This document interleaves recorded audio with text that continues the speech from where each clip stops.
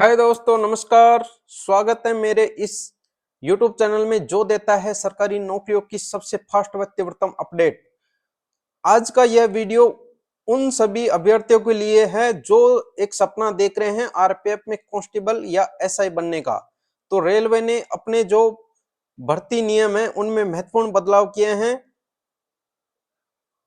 क्या क्या eligibility criteria changes हुए हैं उनके बारे में जानने के लिए इस वीडियो को अंत तक देखिए। कि जैसा कि थोड़े दिन पहले एक न्यूज चली थी, जो रेलवे मंत्री अश्विनी वैष्णव है, उन्होंने एक घोषणा की थी गुजरात के वलसाड़ में आरपीएफ का जो 41वां स्थापना दिवस था उसमें, कि रेलवे की जो भर्ती है आरपीएफ के लिए वह वार्षिक रूप से एसएससी के द्वारा की जाएगी।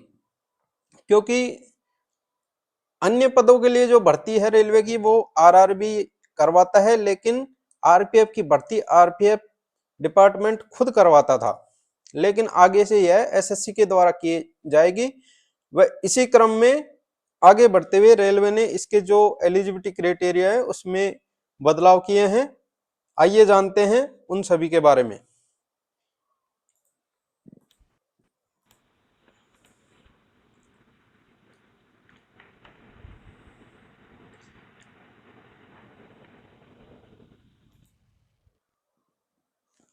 भारत के राजपत्र में एक अधिसूचना जारी हुई है जो दिनांक 17 अक्टूबर 2025 को प्रकाशित हुई है। उनका जो सारांश है मैं आपके सामने प्रस्तुत कर रहा हूं।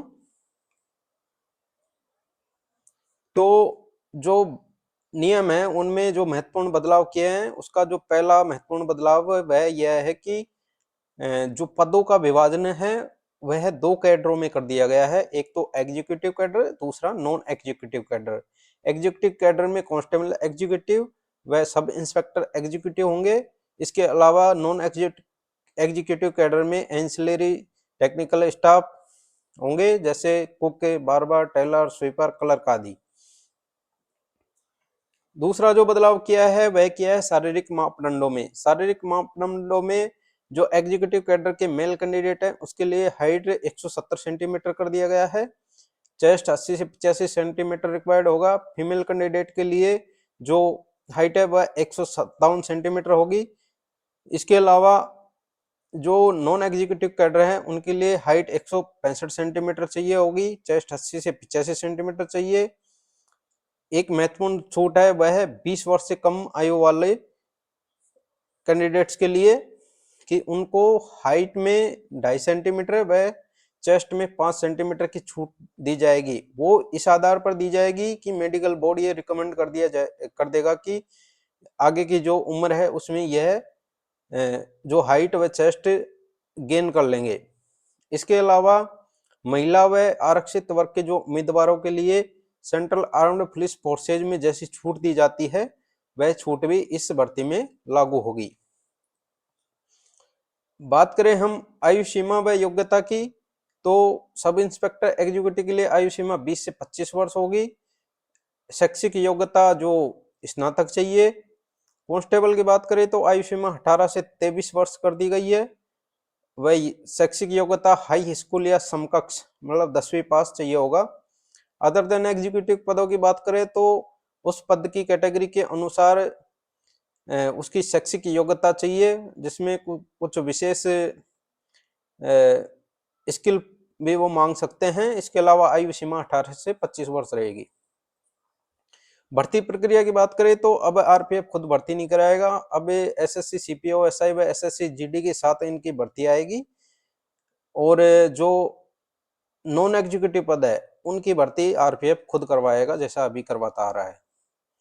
बात करें मेडिकल परीक्षण की, तो मेडिकल परीक्षण जो सीएपीएफ की भर्ती होती है, सीएपीएफ के मेडिकल ऑफिसर करवाते हैं उसी तरह होगी, या ग्रेड फर्स्ट का जो गवर्नमेंट हॉस्पिटल है उसमें के डॉक्टर के द्वारा की जाएगी।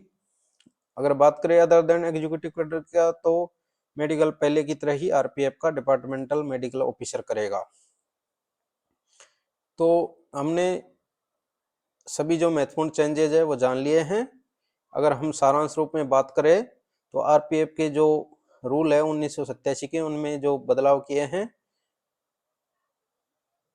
हाइट 165 से 170 सेंटीमीटर कर दी गई है।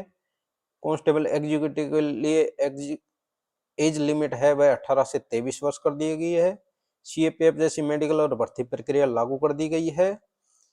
और एग्जीक्यूटिव व नॉन एग्जीक्यूटिव जो कैडर है उनका स्पष्ट विभाजन इस राजपत्र की जो अधिसूचना है उसके द्वारा कर दिया गया है। तो जैसा कि आपने जाना, अब आरपीएफ खुद अपनी भर्ती नहीं लेगा, एसएससी जीडी व एसएससी सीपीओ एसआई के साथ ही इसकी भर्ती आएगी। वह जैसे उनकी प्रक्रिया उसी तरह इनकी भर्ती की जाएगी। थैंक यू मेरे इस यूट्यूब चैनल को देखने के लिए। प्लीज़ मुझे सपोर्ट करने के लिए मेरे यूट्यूब चैनल को सब्सक्राइब व लाइक कीजिए ताकि मैं आगे भी आपके लिए इसी तरह की वीडियो लेकर आता रहूं। धन्यवाद। नमस्कार।